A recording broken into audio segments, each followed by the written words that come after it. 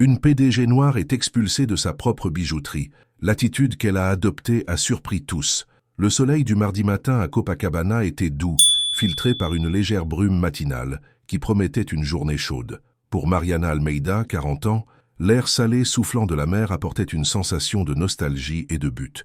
Elle descendit de la voiture de l'application à un pâté de maison de distance, intentionnellement. Elle voulait arriver à pied, sentir le pouls de la rue, être juste une personne de plus marchant le long de l'Avenida Nossa Senhora de Copacabana. Aujourd'hui, elle n'était pas la PDG de l'Empire des bijoux, l'un des plus grands réseaux de bijouterie de luxe du pays. Elle n'était que Mariana. Elle portait une simple robe en lin couleur sable, des sandales en cuir basse et un sac en paille, un look qui évoquait plus une promenade décontractée le long de la plage qu'une visite d'affaires. À son poignet, une pièce discrète mais d'une immense valeur sentimentale, un bracelet en argent tressé, le premier bijou qu'elle avait dessiné et forgé de ses propres mains, des années avant que son empire ne soit même un rêve. Avant de continuer l'histoire, je vous demande de vous inscrire pour ne pas manquer d'autres histoires incroyables comme celle-ci. Continuons l'histoire. La façade de l'Empire des bijoux était imposante, avec des lettres dorées et une vitrine qui exposait avec sobriété et élégance des pièces de sa toute nouvelle collection. En poussant la lourde porte en verre, le bruit de la ville fut remplacé par un silence climatisé et un parfum exclusif, un mélange de verveine et d'ambre qu'elle avait elle-même approuvé. L'intérieur était un sanctuaire de luxe, marbre sombre au sol, comptoir en verre poli où des diamants et des émeraudes scintillaient comme des étoiles capturées et un éclairage conçu pour mettre en valeur chaque facette et chaque carat. De l'autre côté du salon, Clara Mendes, la gérante, observait tout avec des yeux d'aigle. Avec son tailleur impeccablement coupé, son chignon serré et un sourire apprêté qui n'atteignait pas ses yeux, Clara était la personnification de l'élite qu'elle croyait défendre. Elle voyait la boutique non pas comme une entreprise, mais comme son fief, un club exclusif où l'apparence était le premier et le plus important critère d'admission. Lorsque ses yeux se posèrent sur Mariana, son visage se contracta en un masque de dédain subtil. Elle vit la robe simple, les sandales usées, le sac en paille. Elle ne vit pas une cliente potentielle. Elle vit une menace à la sophistication qu'elle s'efforçait tant de maintenir. Une femme noire habillée de cette manière, dans cet environnement, ne pouvait signifier qu'une chose pour elle, un problème. Mariana, inconsciente de la tempête qui se formait dans le regard de la gérante, marcha lentement, appréciant son propre travail. Elle s'arrêta devant une vitrine, se penchant pour observer un collier en tourmaline Paraíba, l'une de ses créations préférées. Elle ressentit un frisson dans la nuque, l'incontournable sensation d'être observée. Ce n'était pas le regard attentif d'un vendeur prêt à aider, mais un regard lourd, jugeant.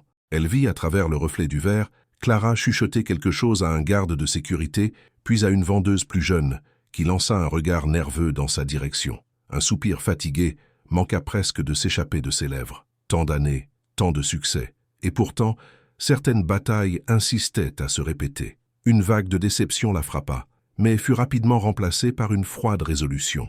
Elle ne reculerait pas. Elle verrait jusqu'où cela irait. Avec une posture délibérément calme, elle continua son inspection. C'est alors que Clara décida d'intervenir. Elle traversa le hall d'un pas ferme, le son de ses talons résonnant sur le marbre comme des sentences d'un juge.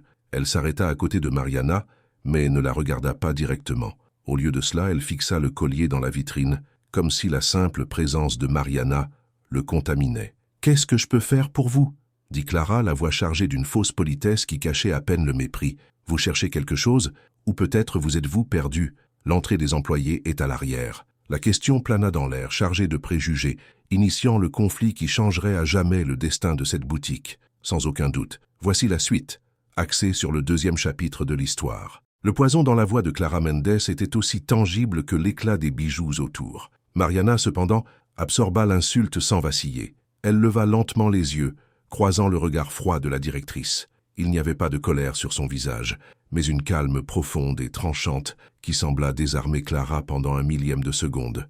La réponse de Mariana fut douce mais ferme, chaque mot prononcé avec une clarté qui remplissait le silence tendu. « Je ne me suis pas perdu. Je regarde juste, merci. » La simplicité de la réponse, dépourvue de la réaction furieuse ou soumise que Clara attendait, agissait comme un détonateur pour l'arrogance de la directrice. Cette femme ne se rétractait pas. Elle ne s'excusait pas d'exister dans cet espace sacré. Pour Clara, c'était un acte de défi, Elle croisa les bras, le sourire de fausse politesse se transformant en un rictus de mépris ouvert. « Vous regardez quoi exactement ?»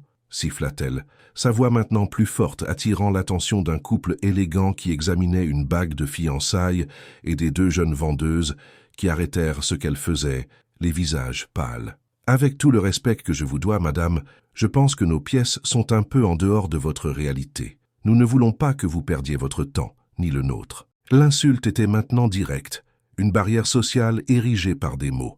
Mariana maintint le contact visuel, son silence devenant une arme puissante. C'est alors que le regard de Clara descendit sur le poignet de Mariana, se fixant sur le bracelet en argent. Un rire court et moqueur s'échappa de ses lèvres. « Ah, je comprends, » dit-elle, en désignant d'un mouvement de menton. « Vous êtes venu chercher quelque chose qui s'accorde avec votre bijou fantaisie ? Je suis désolé de vous informer, mais ici, nous ne travaillons qu'avec des métaux précieux, or, platine, des choses de valeur réelle. Vous ne trouverez certainement rien de semblable ici. » L'humiliation était désormais un spectacle public. Le couple de clients détournait le regard, visiblement mal à l'aise. L'une des vendeuses, Béatrice, fit un pas instinctif en arrière, la main couvrant sa bouche sous le choc. L'autre, Anna, semblait paralysée, les yeux écarquillés d'incrédulité. Le sécurité, Lucas, un homme grand et large d'épaules, changeait de poids d'un pied à l'autre près de la porte, son visage une masque de conflit professionnel et de décence personnelle. Pour Mariana, la moquerie concernant le bracelet était l'offense la plus profonde. Ce bijou n'était pas en argent, c'était la matérialisation de son commencement, forgé dans le feu de ses rêves, un talisman qui lui rappelait l'humilité et la passion qui avaient construit tout cela. Clara, dans son ignorance hautaine, crachait sur l'âme même de l'empire de bijoux. La PDG sentit une colère glaciale monter le long de sa colonne vertébrale, mais la réprima avec la discipline de nombreuses années à diriger une entreprise multinationale. Elle ne donnerait pas à Clara la satisfaction d'une dispute. Elle donnerait une leçon. Réalisant que ces mots ne parvenaient pas à briser la posture inébranlable de Mariana, Clara décida qu'il était temps de jouer sa dernière carte. Son esprit, empoisonné par des préjugés, fabriqua la seule conclusion qui lui paraissait logique. Si la femme n'était pas là pour acheter et ne se laissait pas intimider, elle ne pouvait avoir que de mauvaises intentions. Elle se tourna vers le sécurité, la voix résonnant comme un décret. « Lucas !» appela-t-elle impérative. Cette femme agit de manière suspecte depuis qu'elle est entrée. Je refuse de permettre que le nom de l'empire de bijoux soit mis en danger. » Elle se tourna à nouveau vers Mariana, le triomphe cruel brillant dans ses yeux. « Je serai forcée de prendre des mesures pour garantir la sécurité de la boutique. » Et ensuite, elle prononça l'ordre qui scellerait son destin, le mot final dans sa démonstration de pouvoir. « Lucas, fouille son sac, maintenant. » L'ordre de Clara résonna dans le silence sépulcral de la boutique. « Maintenant !» Pendant un instant, personne ne bougea. Le sécurité, Lucas, semblait ancré au sol, le visage tendu dans une bataille visible entre le devoir professionnel et sa propre conscience. Ses yeux rencontrèrent ceux de Mariana, et dans ses yeux se trouvait une demande muette de pardon. Clara, impatiente, le fusilla du regard. « J'ai donné un ordre, Lucas. Où veux-tu te joindre à elle sur le trottoir ?» La menace, basse et cruelle, suffisait à briser son inertie. Avec des pas lourds et réticents, il s'approcha. « Madame, je suis désolé, » murmura-t-il, la voix grave et enrouée. « Ce sont les règles. » Mariana, cependant, lui offrit un hochement de tête presque imperceptible, un geste de compréhension qui semblait l'absoudre de cet ordre humiliant. Avec une sérénité qui contrastait violemment avec la laideur de la situation, elle prit elle-même son sac en paille et le posa doucement sur le comptoir en verre, le bruit étouffé résonnant comme un coup de marteau dans le silence. « Faites comme chez vous, » dit-elle, la voix parfaitement calme. « Veuillez faire votre travail. » Cet acte de coopération digne était plus déconcertant que n'importe quelle protestation. Sous le regard triomphant de Clara, Lucas ouvrit le sac. Son expression était de pur inconfort, tandis qu'il fouillait le contenu. Il en sortit un simple portefeuille en cuir, un livre de poche à la couverture usée, un petit flacon de crème solaire et un trousseau de clés. Rien d'autre. Il n'y avait pas de bijoux cachés, ni d'outils, ni le moindre indice de mauvaise intention. C'était le contenu du sac d'une femme ordinaire, un jour ordinaire. Il ferma le sac et se tourna vers Clara, le soulagement et la honte mêlés sur son visage. « Il n'y a rien, madame. Absolument rien. » Clara fronçait les sourcils, la victoire s'évanouissant de son visage au profit d'une confusion irritée. Elle s'attendait à des larmes, un scandale, une confession. Le calme de Mariana la rendait folle. « Eh bien, elle doit avoir caché ailleurs, » commença la gérante, cherchant déjà une autre accusation. Mais elle n'eut pas le temps de terminer. Mariana tendit la main et reprit son sac. Avec le même calme délibéré, elle plongea la main à l'intérieur et sortit son smartphone. Un instant, Clara présuma qu'elle allait appeler la police, une complication qu'elle se sentait parfaitement capable de gérer avec ses connexions et son statut. Mais ce que fit Mariana était bien pire. Elle déverrouilla l'écran et composa un numéro dans son répertoire. Le premier « Allô » de l'autre côté de la ligne fut entendu par tous dans le magasin silencieux. « Carlos, bonjour, c'est Mariana », dit-elle, sa voix d'affaires prenant le contrôle. Nette, précise, incontestablement aux commandes. Le couple de clients échangèrent des regards, la curiosité dépassant l'inconfort. Clara sentit un frisson inexplicable parcourir son échine. « Tout va bien ici. J'ai besoin que vous convoquiez une réunion d'urgence avec le conseil, s'il vous plaît. Mettez le docteur Alencar et madame Vasconcelos en ligne pour moi, en haut-parleur. C'est une question urgente de gouvernance d'entreprise. » Les noms. Alencar, le président du conseil au caractère abrupt. Vasconcelos, le plus grand actionnaire individuel après la fondatrice elle-même, firent froid dans le dos de Clara. Ce étaient des figures légendaires au sein de l'entreprise, des noms qu'elle n'entendait que dans des communiqués officiels. Un bourdonnement commença dans ses oreilles.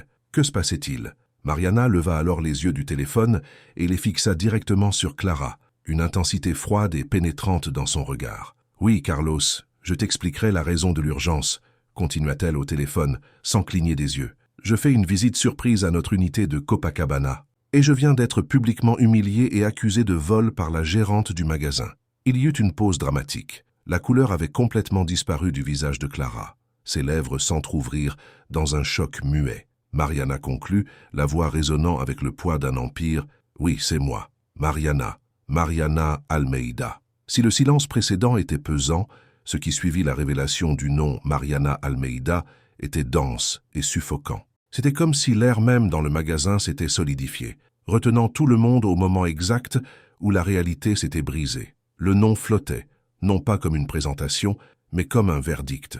Pour Clara Mendes, c'était comme si le sol en marbre poli s'ouvrait sous ses pieds. L'arrogance, la posture droite, le sourire moqueur, tout s'est effondré en un instant. Son visage, auparavant rouge de colère et de pouvoir, avait pris une pâleur cireuse, et ses yeux, autrefois froids et jugeants, étaient maintenant écarquillés par la pure panique et l'incrédulité. Son esprit courait dans le désespoir, essayant et échouant à traiter la catastrophe qu'elle avait elle-même provoquée. La femme qu'elle avait humiliée, à qui elle avait accusé d'être une voleuse à cause d'une simple robe et d'un bracelet en argent, était la propriétaire de tout, la fondatrice, la légende. L'instinct d'autopréservation, désespéré et tardif, est finalement entré en action. Clara a fait un pas en avant, les mains tremblantes, tendues dans un geste de supplication. « Madame Mariana, je demande pardon », balbutia-t-elle, la voix méconnaissable, dépouillée de toute son autorité précédente. C'était un terrible, un lamentable malentendu. Si j'avais su qui vous étiez, jamais. Mariana leva une main, un geste simple qui a instantanément fait taire Clara. Ses yeux ne contenaient pas de colère, mais une déception froide et impénétrable qui était d'une certaine manière bien pire. Le problème, Clara, est exactement celui-ci, dit Mariana, la voix calme mais tranchante comme un diamant. Vous ne devriez pas avoir à savoir qui je suis pour me traiter avec dignité. La question n'a jamais été mon identité, mais votre jugement. Et vous avez jugé. Elle marqua une pause, encore au téléphone, s'assurant que sa direction témoignait de chaque mot. Vous n'avez pas commis un malentendu. Vous avez commis un acte de préjugé. Vous avez présumé que, à cause de mes vêtements et de la couleur de ma peau, je n'appartenais pas à cet endroit, l'endroit que j'ai construit. S'adressant à nouveau au téléphone, sa voix a retrouvé le ton de PDG. Docteur Alencar, Madame Vasconcelos, ce que vous venez d'être témoin est une grave défaillance dans la culture que nous nous efforçons de créer, une culture d'inclusion et de respect. Et des défaillances comme celle-ci doivent être corrigées de manière décisive. Elle écouta un moment la réponse de ses conseillers, puis hocha la tête. Son regard revint à la figure pathétique de Clara.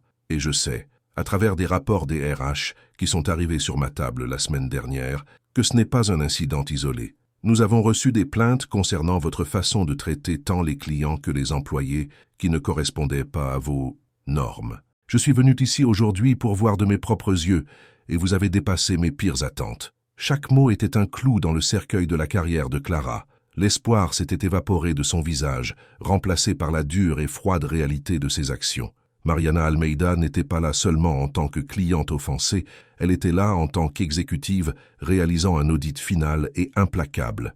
Le empire des bijoux a été fondé sur le principe que la beauté et la valeur se présentent sous toutes les formes, couleurs et origines. C'est dommage que vous, en tant que notre représentante, n'ayez jamais compris cela. Mariana porta alors le coup de grâce, ses derniers mots scellant le sujet avec une terrible finalité. Clara Mendes, considérez votre contrat de travail avec cette entreprise comme terminé, immédiatement. Veuillez remettre vos clés et votre badge à la sécurité et vous retirer. L'ordre final de Mariana flottait dans l'air, irrévocable. Clara Mendes resta paralysée un instant, le visage une mascarade de dévastation complète. La réalité de sa ruine professionnelle, auto-imposée et exécutée en moins de 10 minutes, était écrasante. Sans un mot, elle se retourna mécaniquement, enleva le badge de son tailleur et le posa sur le comptoir d'une main tremblante. Ensuite, elle chercha les clés dans son sac.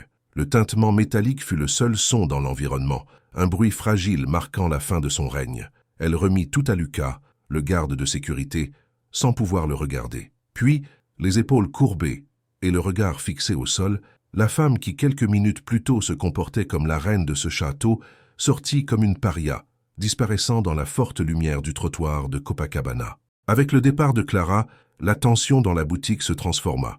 Le couple de clients qui avaient assisté à tout le drame en silence échangèrent un regard et se retirèrent discrètement, laissant Mariana seule avec les 3 employés restants. Lucas, Béatrice et Anna restèrent immobiles, l'air chargé d'incertitude sur ce qui allait suivre. Ils étaient les dernières pièces sur l'échiquier et la reine venait de faire son mouvement décisif. Mariana conclut son appel avec le conseil. « Merci, messieurs. Je vous tiendrai informés. La filiale de Copacabana est sous contrôle. » Elle rangea son téléphone et son regard, désormais dépourvu de la froideur d'avant et rempli d'une évaluation sereine, se posa d'abord sur Lucas. Il se raidit, attendant une réprimande. « Lucas, » commença Mariana, la voix douce, « je t'ai mis dans une position impossible, et je veux que tu saches que j'ai vu ton hésitation. J'ai vu ton inconfort. Tu as exécuté un ordre direct, mais il n'y avait aucun plaisir dans tes actions. Il y avait de la décence. Merci pour cela. » Les mots le frappèrent avec la force d'un compliment inattendu. Il se détendit visiblement, un hochement de tête étant sa seule réponse, mais ses yeux transmettaient une profonde gratitude et un respect sincère. Ensuite, Mariana se tourna vers les 2 vendeuses qui semblaient repliées près d'un présentoir. « Béatrice, Anna, s'il vous plaît, approchez-vous. » Les 2 avancèrent, hésitantes. « Pendant tout ce temps, continua Mariana, je vous ai observé. J'ai vu le choc, la honte et l'impuissance sur vos visages.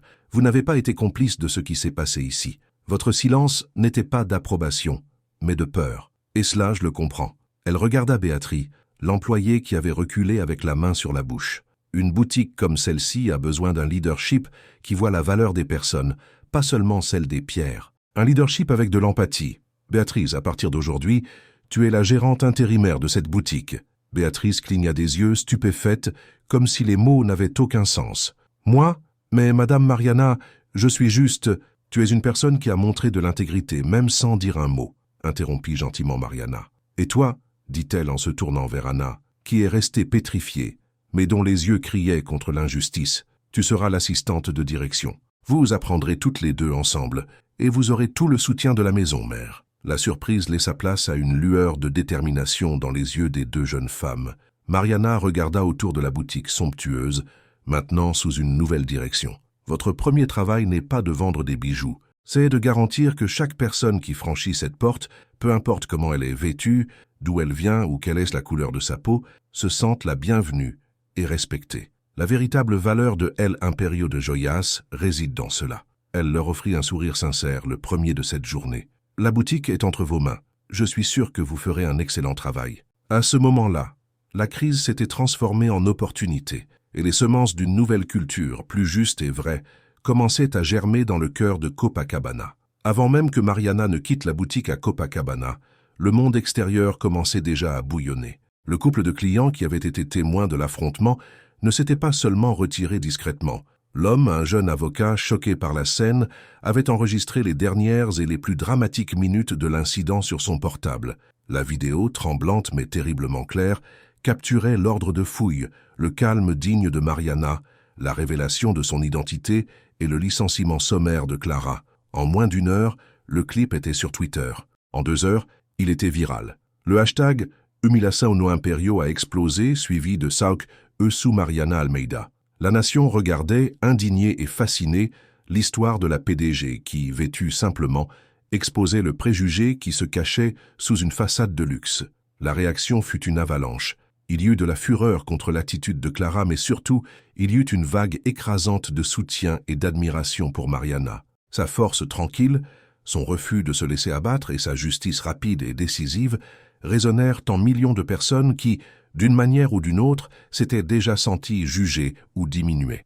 Le Império de Joyas, au lieu de faire face à une crise d'image, se retrouva au centre d'une conversation nationale sur le respect, le racisme et la véritable signification de la valeur. L'équipe de relations publiques de Mariana entra en mode de crise, mais la PDG les interrompit. « Ce n'est pas une crise », déclara-t-elle lors d'une réunion d'urgence ce même après-midi. « C'est une opportunité.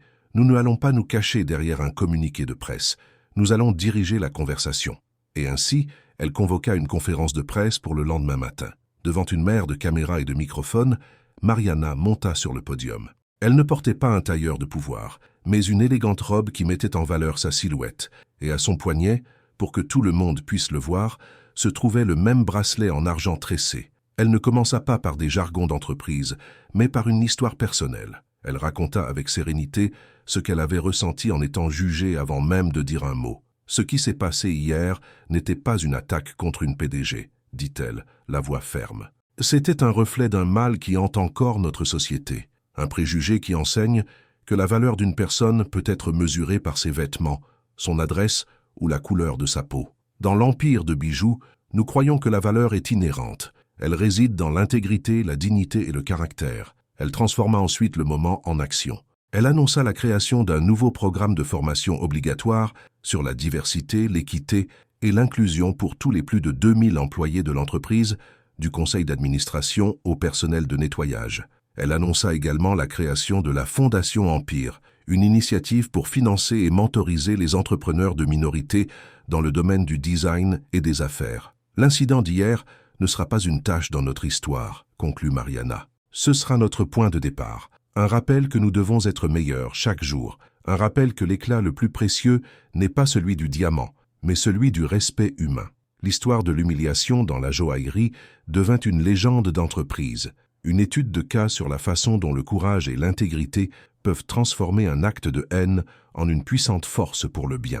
La filiale de Copacabana, sous la direction de Béatrice et Anna, prospéra, devenant le modèle de magasin le plus accueillant et rentable du réseau. Et Mariana Almeida, la femme derrière l'Empire, solidifia son héritage non seulement en tant que l'une des plus grandes femmes d'affaires du Brésil, mais comme un symbole que la véritable autorité ne vient pas du pouvoir exercé sur les autres, mais de la dignité que l'on refuse de céder.